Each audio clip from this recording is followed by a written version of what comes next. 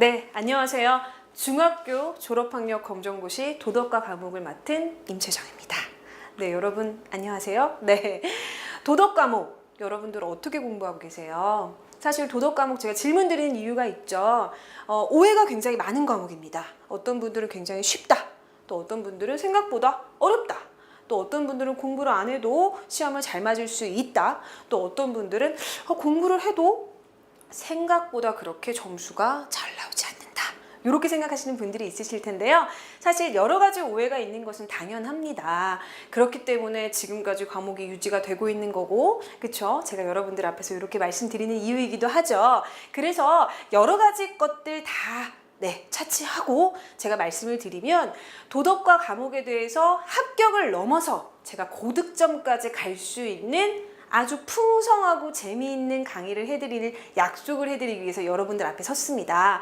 1학년부터 2학년, 3학년까지의 중학교의 전 과정을요. 일반 과정과 심화 과정으로 제가 나누어서 일반 과정을 말씀드릴 때는 기초부터 탄탄하게 여러분들께 말씀을 드릴 거고요. 심화 과정으로 가게 되면 아무래도 그 심화라는 말이 들어갔다시피 응용 능력, 그 다음에 또 지루할 수도 있기 때문에 여러 가지 재미를 조금 더해서 재미있는 강의를 통해서 어느 순간 문제를 풀었는데 어머, 내가 이렇게 시험을 잘 볼 수가 있나? 어머, 이 문제를 100점을 맞았네. 이런 느낌이 드시면서 놀라운 경지까지 가시게 될 때까지 제가 강의를 책임지겠다는 말씀을 드립니다. 그래서 제 강의를 들으시게 되면 합격은 물론 고득점의 기쁨까지도 맛보실 수 있는 재미있는 강의, 실속 있는 강의 책임지도록 하겠습니다. 그럼 더 길게 말씀드릴 필요도 없이 저희가 앞으로 어떤 것을 배우게 될지 저와 함께 살피러 가시죠. 이제 그러면 네 단원으로 나눠진 여러 가지 파트를 좀 확인을 하셔야겠죠. 첫 번째 도덕적 주체로서의 나, 그 다음에 두 번째 우리와 타인과의 관계, 그 다음에 세 번째는 사회, 국가, 지구, 공동체와의 관계를 좀 보시고요. 네 번째에서는 자연 초월적 존재와의 관계를 살펴보십니다. 제가 아까 처음에 말씀드렸었는데요. 일반 과정과 심화 과정으로 나눠진다라고 말씀을 드렸었죠. 그 얘기는 무슨 얘기냐?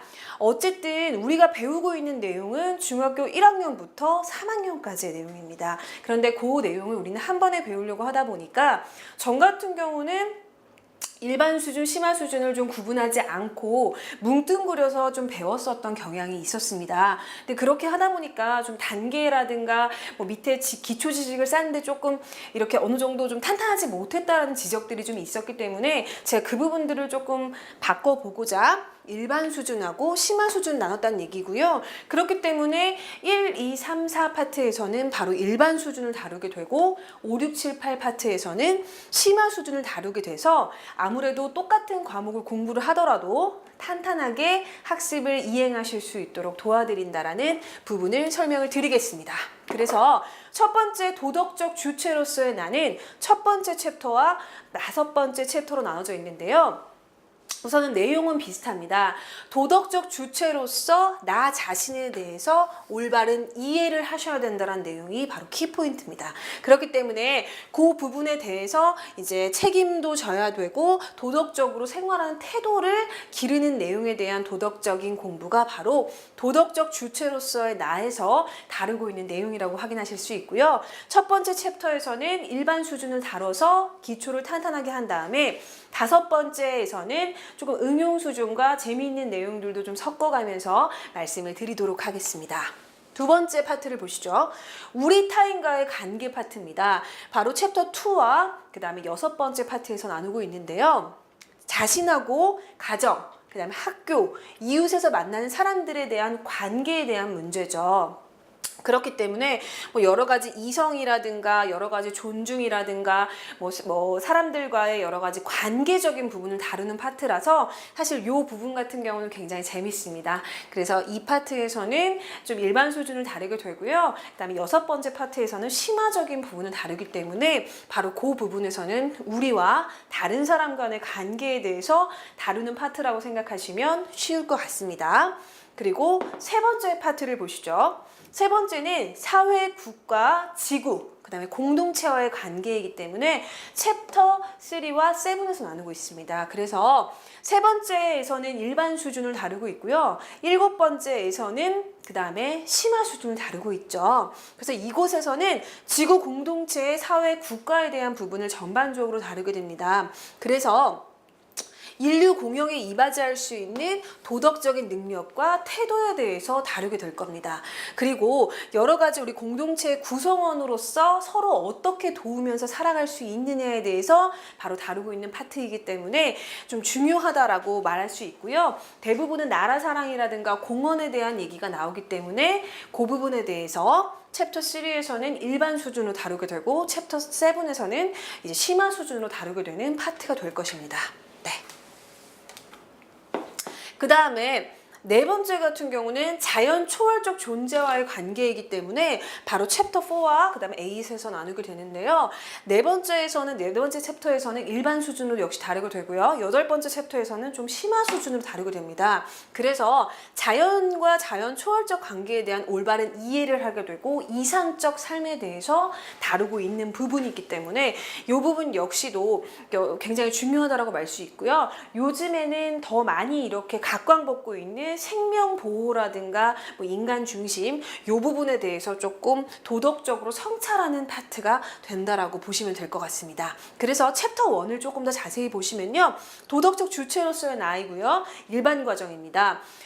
그래서 총 4개의 단원으로 이루어져 있는데요. 도덕의 의미, 그 다음에 삶의 목적과 도덕, 그 다음에 세 번째 도덕적 성찰, 도덕적 실천을 통해서 우리가 아까 처음에 말씀했었던 사람이 어떻게 그 도덕 안에서 위치를 이렇게 선점하고 있는지, 인간이 도덕적 성품을 통해서 어떻게 성장하는지에 대해서 바로 챕터 1에서 다루고 있다라고 보시면 되고요.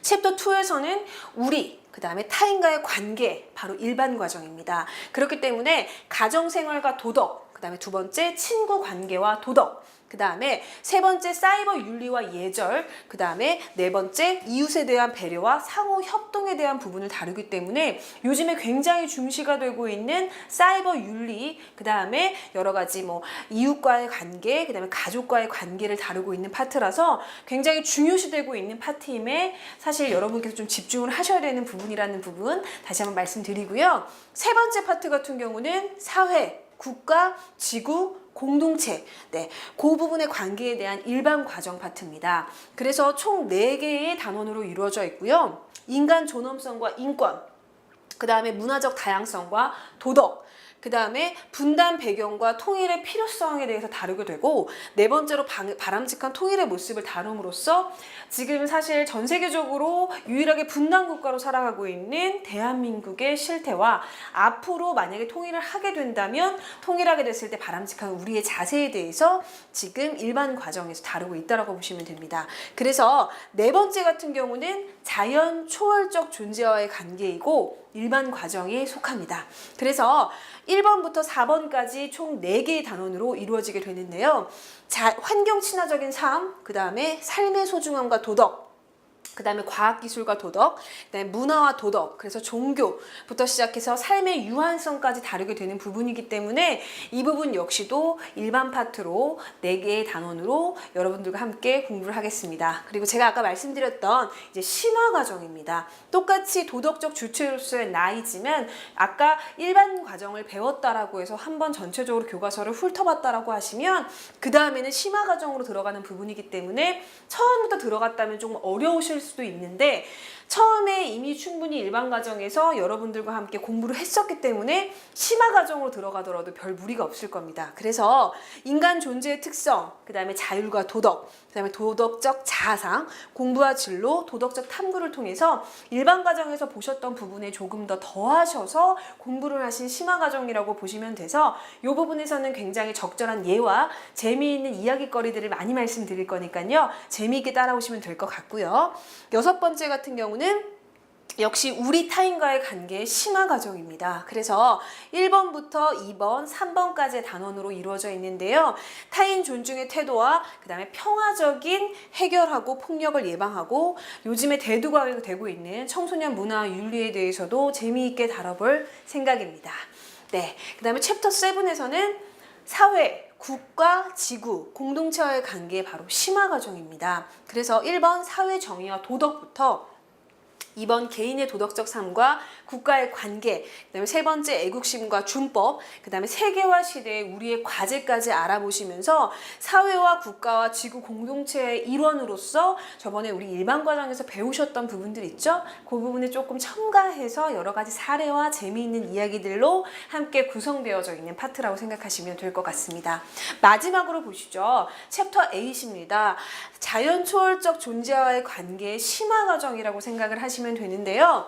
그렇기 때문에 1번과 2번 마음의 평화와 도덕적 삶을 좀 다루게 되고요. 두 번째 같은 경우는 이상적인 인간과 사회를 다루면서 동서양의 윤리적인 전통인 부분들, 그다음에 덕목적인 부분들 조금 더 심화해서 다루면서 여러 가지 옛날 이야기거리들도 많이 보여드릴 예정입니다. 네, 제가 지금까지 우리가 앞으로 도덕에 대해서 도덕과 과목을 공부하게 되면서 배우게 될 부분을 좀 간략하게 설명을 드렸습니다. 아무래도 조금 추가된 내용들도 확인하실 수 있을 거고요. 여기는 일반 파트와 심화 파트를 이렇게 나눠서 공부할 양이 굉장히 많은 거 아닌가라고 생각하시는 분들도 있으시겠지만 그렇지 않습니다. 공부할 부분이 많다라기보다는 공부를 똑같이 하게 되더라도 여러분들이 공부를 하실 때 뭉뚱그려서 막 하시게 되면 나중에 기억이 안 납니다. 최소한 우리가 시험 볼 때까지는 기억이 나야 되는 공부를 해야 되지 않겠습니까? 그렇기 때문에 제가 두 파트로 나눠서 이렇게 일반 과정과 심화 과정을 정리를 해드리니까요. 앞으로 공부하시는데 탄탄하고 재밌는 강의 들으실 수 있을 겁니다. 네, 그래서 앞으로 공부하실 때 도움이 되고자 해서 제가 오리엔테이션 강의를 말씀드리면서 여러 가지 설명을 좀 드렸고요. 앞으로 어떤 과목을 어떻게 재미있게 배우면 되겠다 기대감도 아마 많이 생기셨을 겁니다. 그러면 저는 그 다음 1강에서부터 여러분들과 재미있는 강의를 하도록 하겠습니다. 네, 그럼 지금까지 오리엔테이션 시간 같이 해주셔서 정말 감사드리고요. 우리 앞으로 재미있는 강의 정말 재미있게 해봅시다. 네, 감사합니다.